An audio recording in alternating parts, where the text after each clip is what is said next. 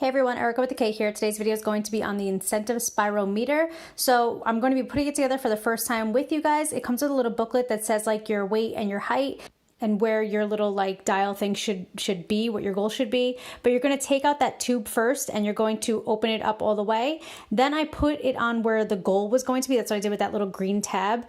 It was definitely really ambitious for me, especially my first time. And then you're just going to hook the tube onto the actual spirometer, and then you're going to take rubbing alcohol. I used the gauze pad and just rub the mouthpiece. I saw that you should do that basically every time you're about to do it. You're going to put your mouth on it, exhale completely.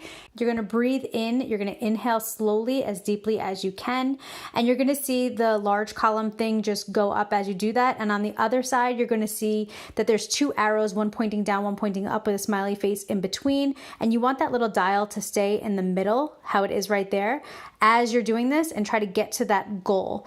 What you're going to do is set the goal as high. You're going to do this for as high as you can, and then every time you're going to try to exceed that goal. So that little green tab on the side that I had moved earlier, you're going to want to use that as a marker for the next time that you do it. I'm doing this before my surgery, but I'm also going to have to bring this to the hospital and do it after my surgery. Before my surgery, they wanted me to start at least a week out, and we're about 10 days out.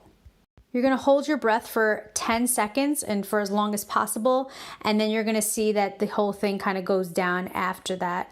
Once it reaches the bottom, breathe out slowly through your mouth, rest for a few seconds, and then you're going to repeat this 10 times.